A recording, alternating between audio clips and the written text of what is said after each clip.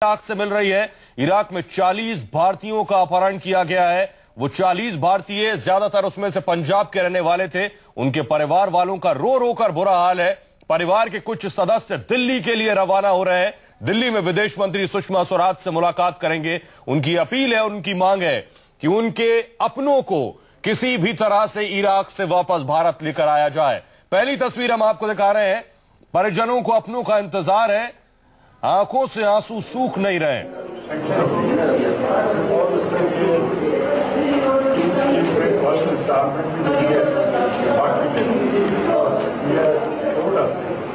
Budget pass होने के बाद हम सब दूसरा है स्मार्ट टाउन के लिए सेपरेट तो वो भी नई गवर्नमेंट आगे देखेंगे करना है।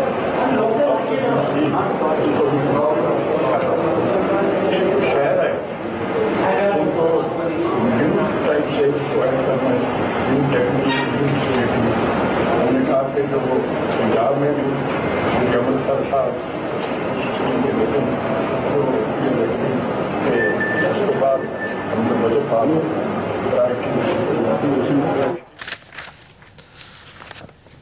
तो आप सुन रहे थे पंजाब के मुख्यमंत्री प्रकाश सिंह बादल को, जिनका कहना है कि उन्होंने विदेश मंत्री सुषमा स्वराज से भी उनकी बात हुई है और ये कहना है कि 40 भारतीयों को अगवा जरूर किया गया है, लेकिन भारत सरकार अपने स्तर पर पूरे कदम उठा रही है। इस बीच ये भी खबर मिल रही है कि इराक के प्रधानमंत्री ने अमेरिका से यह रिक्वेस्ट की है, दरख्वास्त की है कि वो हवाई हमले करे और जो सुन्नी विद्रोही हैं उनको खत्म करे और इराक के सैनिकों का सहयोग करें।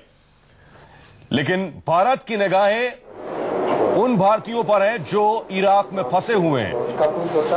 लगभग 10,000 भारतीय इराक में मौजूद हैं और वो शहर जहां पर सुन्नी विद्रोहियों का कब्जा है उनमें मौसूल, तिक्रित, ये वो प्रमुख शहर है जिस पर आईएसआईएस के आतंकियों ने कब्जा कर लिया है और लगातार बगदाद की तरफ बढ़ रहे हैं।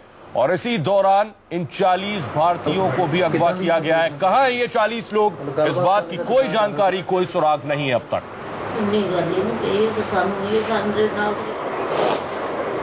10 महीने हो गए भेजे एक मिनट भी नहीं जाता बेटा ਜਦੋਂ ਗੱਲ ਹੁੰਦੀ ਸੀ ਕੀ ਗੱਲਾਂ ਹੁੰਦੀਆਂ ਸੀ ਵੀ ਕੀ ਆਪਾਂ ਕਿੱਥੇ ਆ, ਕੀ ਕਿੱਦਾਂ ਫਸੇ ਨੇ, ਕੀ ਆ ਉਹ ਕਹਿੰਦੇ ਨਹੀਂ ਉੱਥੇ ਹਮਲਾ ਹੋ ਗਿਆ ਤਾਂ ਅਨਕੋ ਕੋਲਟੀ ਕਾਟਾਲੇ ਵੀ ਭੱਜ ਗਏ। ਇੱਕ ਗਲਤੀ ਨੂੰ ਵਾਲਾ ਦੇ ਕੋਲ ਰਿਹਾ, ਉਹ ਅੱਧਾ ਤੁਹਾਡੇ ਨਾਲ ਹੀ ਰਹੂ, ਜਿੱਥੇ ਜਾਓਗੇ ਤੁਹਾਡੇ ਨਾਲ ਹੀ ਜਾਊਂਗਾ। ਇੱਥੇ ਹੁੰਦੇ ਭੱਜ ਦੌੜ चाहिए भी आना बेटा छेती मिलना चाहिए। सारे जी जिन्ने गए मावा के पुत सारे वापस होने चाहिए। करीब 17 तरीक ਨੂੰ रात 2 ਵਜੇ ਗੱਲ ਹੋਈ ਹੈ ਸਰ ਜੀ, ਤੇ ਰਾਤ 2 ਵਜੇ ਤੋਂ ਬਾਅਦ ਸਰ ਮੈਨੂੰ ਇੰਡੀਆ ਦੇ 2 ਵਜੇ ਹੋਈ ਸੀ। ਉਸ ਤੋਂ ਬਾਅਦ ਸਰ ਮੈਨੂੰ ਕੋਈ ਕਾਲ ਨਹੀਂ ਆਇਆ, ਲੇਕਿਨ ਸਰ ਉਹਨੇ ਸਾਨੂੰ ਇੰਨਾ ਕਿਹਾ ਵੀ ਸਾਡੇ ਨਾਲ ਧੱਕੇਸ਼ਾਹੀ ਇੱਥੇ ਕਰ ਰਹੇ ਆ ਕਿ ਸਾਨੂੰ ਇੱਕ ਕੈਂਟਰ ਮੰਗਾਇਆ ਹੋਇਆ ਜਿਹਦੇ ਵਿੱਚ ਜਣੀ ਦਾ ਟਰਾਲਾ ਕਹਿ ਲਈਏ ਆਪਾਂ, ਉਹਦੇ ਵਿੱਚ ਸਾਨੂੰ ਲੱਦ ਕੇ ਲਿਜਾ ਰਹੇ ਆ। ਇਹ Badal ji has come to my ministry in the senior most politician and the chief minister in the country. We all hold him in high esteem, both experience wise and commitment wise. He has been pillar of the non-Congress movement in the country all these years. So he came with some problems pertaining to Punjab, which is to release of funds for the schemes. I have talked to my secretaries and then assured him once the budget is approved, all these release will be done immediately. He wanted Amritsar to be developed as a smart city. I assured him it will be.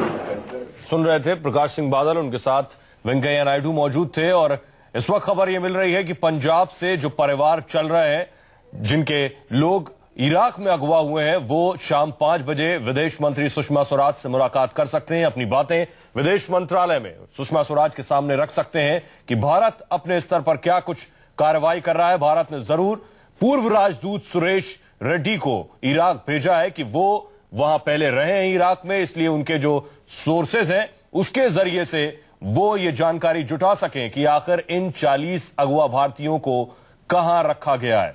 अब तक इस बात की जानकारी नहीं मिल पाई है, लेकिन Islamic state of Iraq and Syria, ये उस आतंकी गुट का नाम है जो लगातार आगे बढ़ रहा है, कई शहरों पर कब्जा कर चुका है, बगदाद से लगभग 60 किलोमीटर दूर बचा है। और इस बीच इराक के प्रधानमंत्री ने अमेरिका से यह अपील की है कि वो इराक का सहयोग करें, एयर स्ट्राइक करें, हवाई हमले करें और इन आतंकियों को मार गिराएं। अब बड़ा सवाल यह कि क्या इराक पर अमेरिका हवाई हमले करेगा और भारत कैसे इन 40 भारतीय को इराक से हिंदुस्तान वापस लाएगा। पूरे इराक में लगभग 10,000 भारतीय हैं।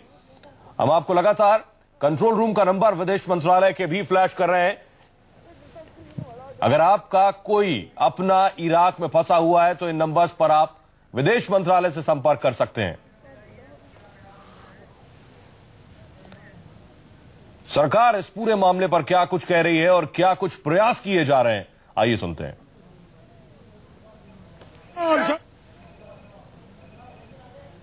आदरणीय प्रधानमंत्री जी, हमारे एक्सटर्नल अफेयर्स मिनिस्टर जी इस पे पूरे सुबह से पिछले 2 दिनों से लगे हुए हैं। हर तरह से जो भी खबर आ रही है उसको फॉलो अप कर रहे हैं। जैसे किसी टीवी चैनल ने जब उधर बताया कि ऐसे उनकी किडनैपिंग हुई है तो उस चैनल को कांटेक्ट करके, उसके राही उस रिपोर्टर को कांटेक्ट करके उनसे भी इंफॉर्मेशन जितनी मिल सकती थी वो भी लेने की कोशिश करिए। तो जैसे जो भी कोई सुराख मिल रही है उसको फॉलो अप किया जा रहा है ताकि ये हमारे बच्चे ठीक ठाक सेफ एंड साउंड घर आ जाएं।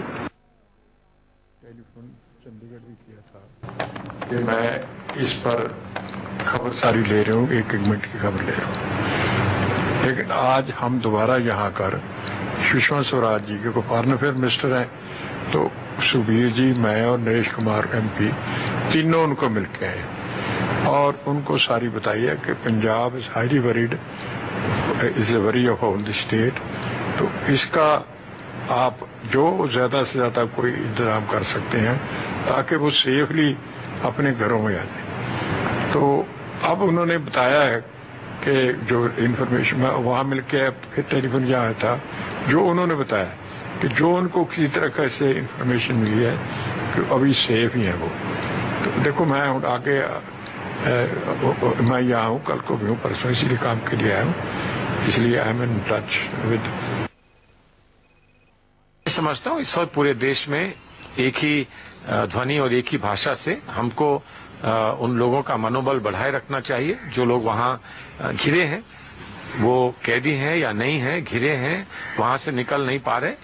और इराक की सरकार जिनका व्यवहार हमारे साथ हमेशा बहुत अच्छा रहा है, उनके साथ संपर्क बना के रखना चाहिए ताकि जल्द से जल्द हम इन लोगों को वहां से सुरक्षित वापस ला सकें। तो इस पूरे मामले पर कांग्रेस नेता मणिशंकर अय्यर और NCP नेता तारिक अनवर का क्या कुछ कहना है, आइए सुनते हैं। हमारी 2 खास समस्याएं हैं इस संकट में। एक जो हमारे कारीगर हैं जो कि इराक में भी रहते और अन्य वेस्ट पश्चिम एशिया के ममालिक में भी रहते हैं, उनको किसी न किसी तरह बचाएं और जहां की जरूरत होती है हिंदुस्तान को हम वापस लाएं। ये पहले मर्तबा नहीं है कि इस संकट का सामना हमें करना पड़ा है, पहले भी ऐसा हुआ था। संगठन है और जो लोग वहाँ शिया सुन्नी की जो एक लड़ाई चल रही है उसमें स्थिति बिगड़ सकती है। तो उससे पहले कि स्थिति इतनी बिगड़ जाए, वहाँ से लोगों को बाहर निकाल लेना चाहिए था जो भी हमारे भारतीय वहाँ हैं। लेकिन भारत सरकार ने शायद उसको गंभीरता से नहीं लिया और जिसकी वजह से आज 40 जो हमारे हिंदुस्तानी हैं वो किडनैप कर लिए गए हैं, उनका अपहरण हो गया है और उनके परिवार के लोग परेशान हैं और इसीलिए आज वो विदेश मंत्री से मिलने जा रहे हैं। दरअसल इराक में शियाओं की सरकार है और वहां सुन्नी हरगिज ये नहीं चाहते कि वहां शियाओं की सरकार हो। ये सुन्नी विद्रोही हैं जो आतंकी हमला कर रहे हैं। ये सुन्नी विद्रोही ग्रुप है ISIS जो लगातार इराक के कई शहरों में आगे बढ़ रहा है, कई शहरों में अब तक कब्जा कर चुका है। इनमें मोसुल, तिकरित, बसरा और नजफ है और बगदाद की तरफ यह बढ़ रहा है। इसे रोकने के लिए इराकी सैनिक पूरी कोशिश कर रहे हैं। इराकी शहर जलूला को छोड़कर इराकी सेना भाग चुकी है। इराक ने अमेरिका से आतंकियों पर हमला करने की गुहार लगाई है।